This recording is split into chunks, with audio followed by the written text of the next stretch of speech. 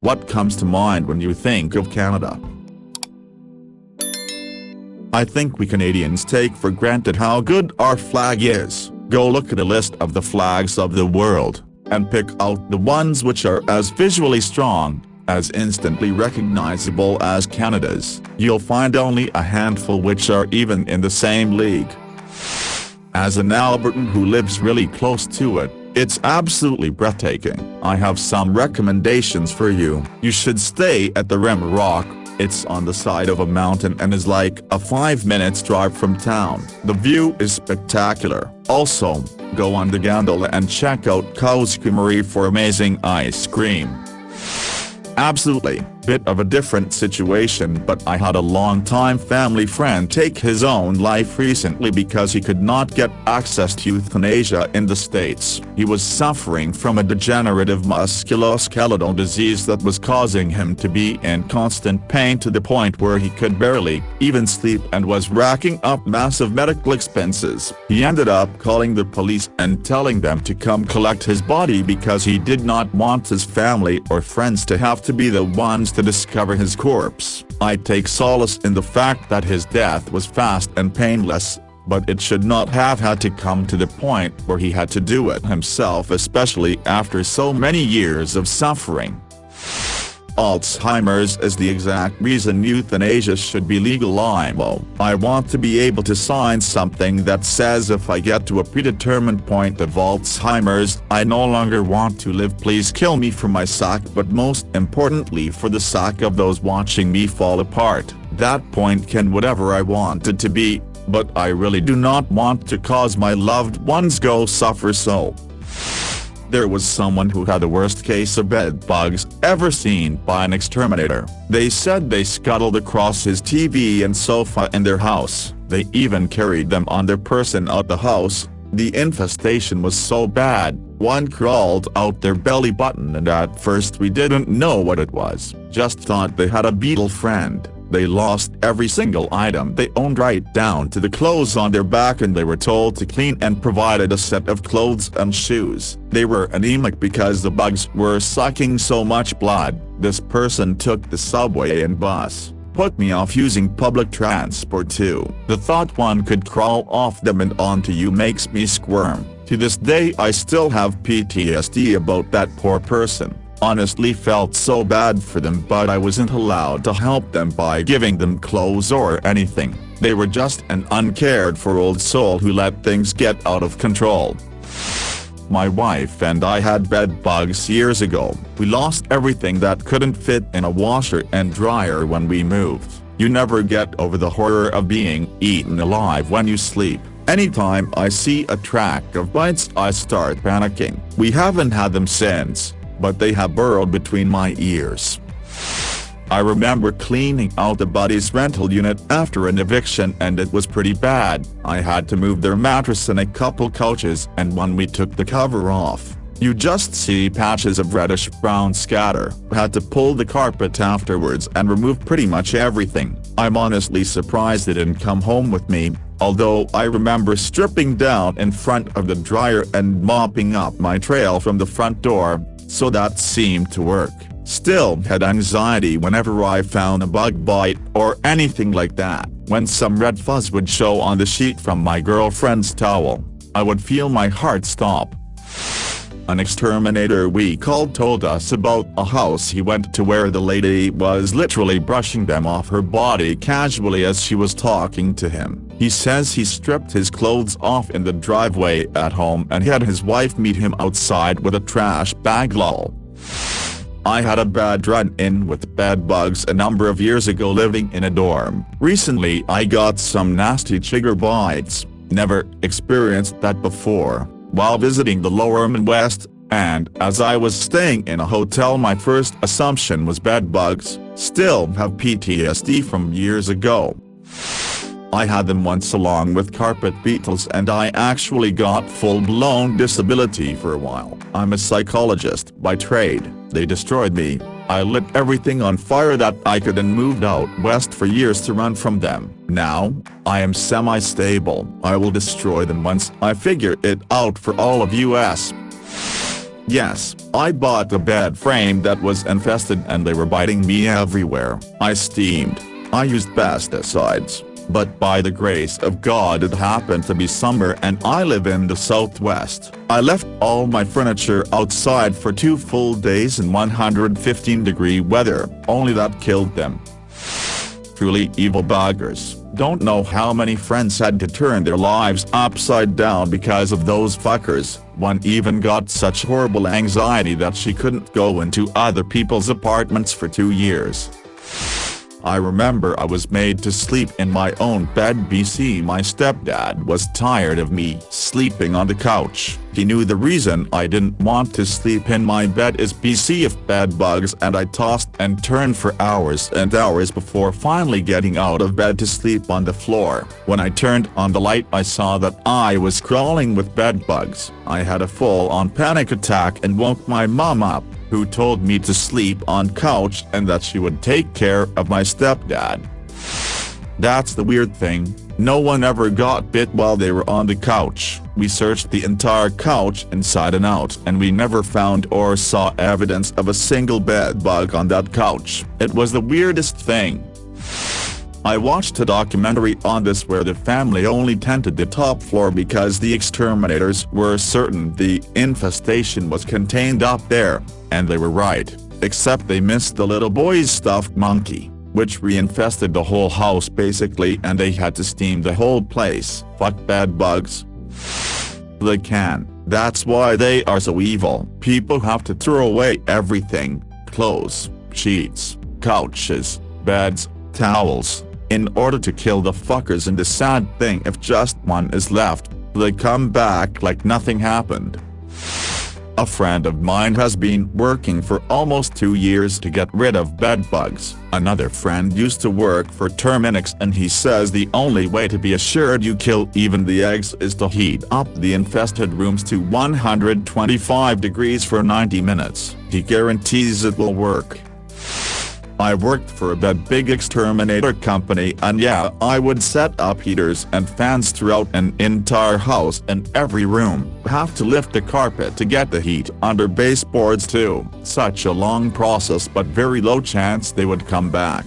Only had to retreat a few places. My friend failed to mention she had them after I agreed to go to her house as a kid. I'm convinced the only reason I got rid of mine is because my dad used heavy pesticides meant for outside on the inside my room after I had to literally evacuate it for a whole summer. Luckily they only stayed in my bedroom and didn't infest the whole house. This might be a dumb question, but can you see bed bugs? I would Google it, but I'm afraid these asshole websites are gonna show a blown up image of one as soon as I enter the website, and I have a really bad fear of bugs. Yes, they are definitely big enough to see, but usually only come out at night to feed on you, so probably have to wake up at night and shine a light on yourself bed in order to catch them, unless it's a particularly bad infestation and you might straight up see them at any time. Trick from someone who used to spend a lot of times in hotel: heat a bottle in your microwave just enough for it to get warm, put it in the bed and then shut the blinds, curtains and lights off and go do something else. If it's dark enough they'll come out and go to the warm water bottle. Hi, I'm currently living through an infestation. You can see juvenile and adult bedbugs, but the baby hatchlings are incredibly difficult to spot. The best way to tell if you have bed bugs is to very carefully unmake your bed. Check every crevice and crack, check the corners of the sheets, check your pillows, check under the mattress, and check your box spring. You're looking for little black flecks, these are their droppings. Also any little oblong white specks, these are eggs, usually in clusters, but there can be solitary ones leading up to a nest. They also really like wood, and glue on things such as tape. They'll also hide in cracks of walls, floors, etc. Bed bugs are white until they feed, then they start turning red. They turn more brown as they digest the blood. They are kind of oval-shaped, with a pointed end. They are flat, unless they have just recently fed,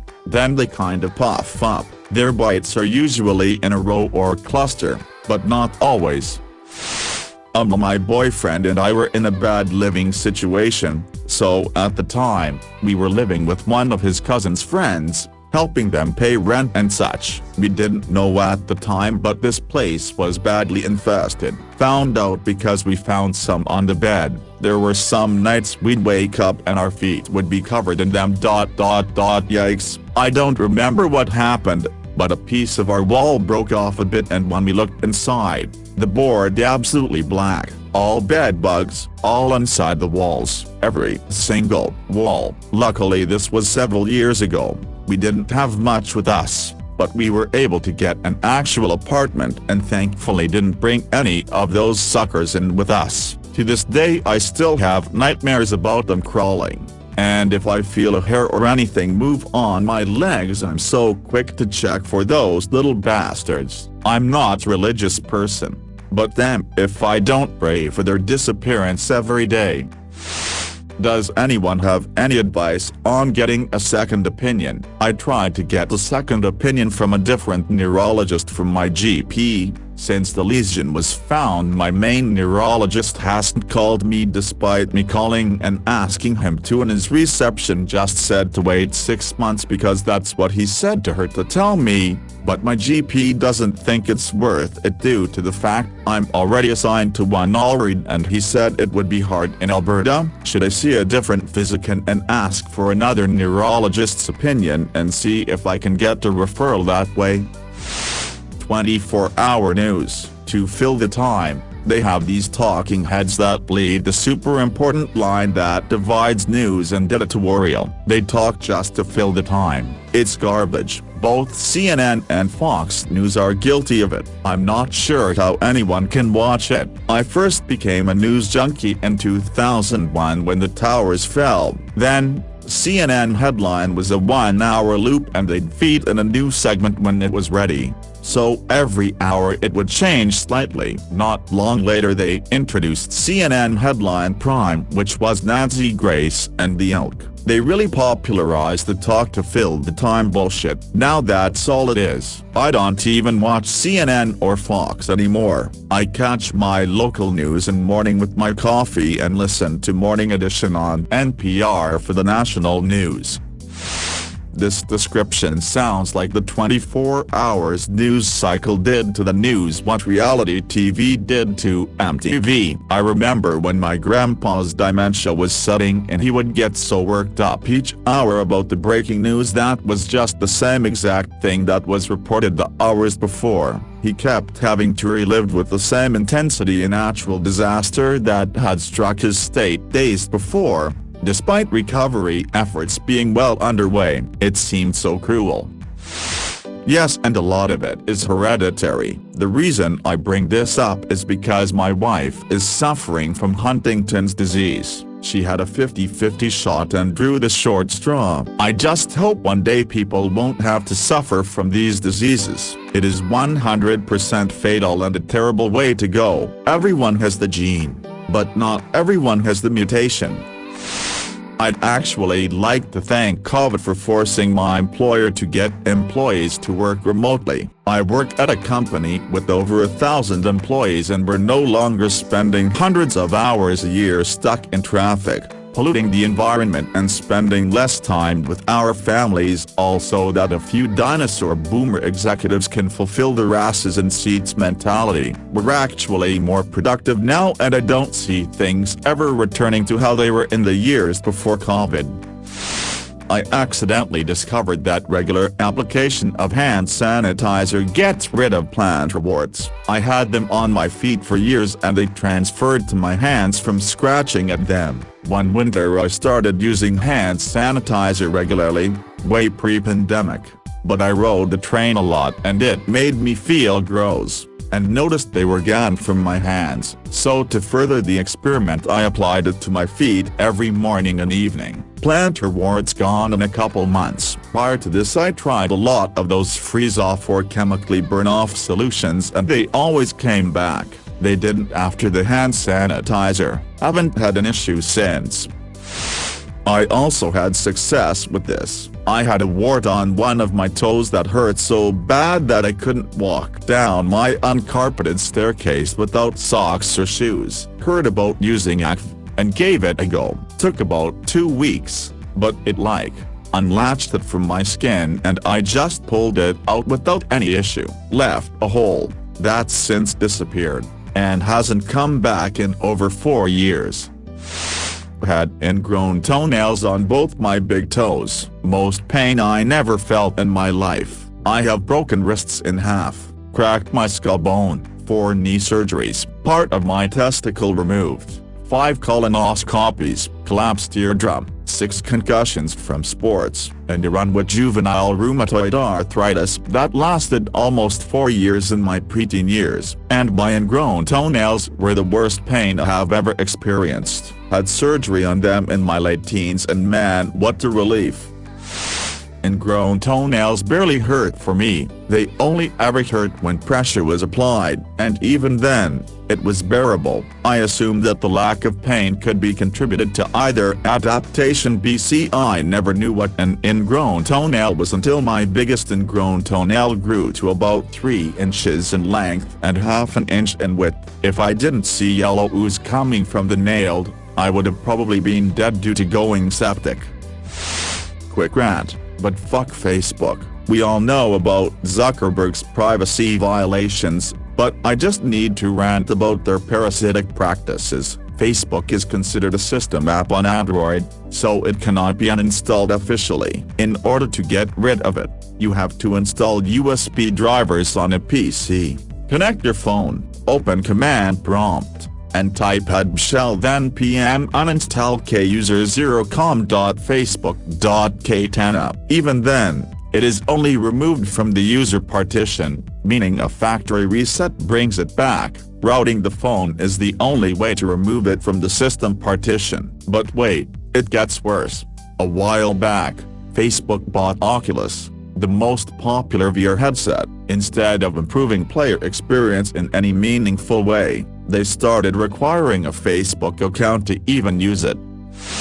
Not even that, they sold off the entire North American factory group. They only have San Pellegrino, Aquapana, and Perrier in their water portfolio because their regular bottled water in North America missed their profit margin by a few percentage points. They were bought by a private venture capital hedge fund for $4.3 billion. On the strain of thought, people that don't understand animal abuse, for example the videos of people trying to stuff their cats in a backpack that is clearly too small for them, then laughing as they meow and desperately try to escape. If your animal is stressed, stop laughing and making videos for fun. I'm old enough to remember when the first news network came on the air in my country. Our best-known news anchor spoke out against it, saying that it won't be a good thing that the network would be looking for content to fill 24 hours of news and it would have a negative effect on integrity in journalism. Looking at the dumpster fire our modern media has become, it would appear that he was right. Had to scroll way too far for this. The big problem isn't so much that there's not enough news to report, it's that the news channel format has evolved into more punditry than actual reporting. Actual journalism, especially long-form investigative journalism, is expensive and time-consuming. Having some camera-friendly talking heads saying all kinds of inflammatory bullshit for attention doesn't cost nearly as much for how much airtime you get out of it. And of course they're easily replaceable in the event of scandal/controversy/etc. Roger Ailes is dead, and Rupert Murdoch will be there soon, but the toxic cancer on society they created, and its many imitators, will sadly live on. My Canadian co-worker that absolutely loathed the stereotype that all Canadians love Tim Hortons, but who would also give co-workers large wads of cash to buy him as many bags of coffee as they could carry any time they traveled near Tim Hortons. Edit: I haven't worked with the guy in over 15 years now. You can stop telling me where you can get Tim Hortons coffee stateside. I'm sure that wherever Marty is right now, he is very happy about the widespread access to his favorite coffee. Edit 2. I went ahead and disabled the inbox notifications for this comment, and then came back and checked on what I missed. Holy hell, do you guys have strong feelings, positive and negative, about Tim Hortons coffee? I'm almost sorry I brought it up. One thing is for sure, Tim Hortons coffee and the strong but mixed feelings it provokes will continue to be one of the first things I think of when I think of Canada. Marty would be, well, angry about that, probably, but he would probably be angry about it while sipping his cup of Tim Hortons that was smuggled into the state in a co-worker's carry-on luggage like some kind of caffeine drug mule. Stay awesome, Canada.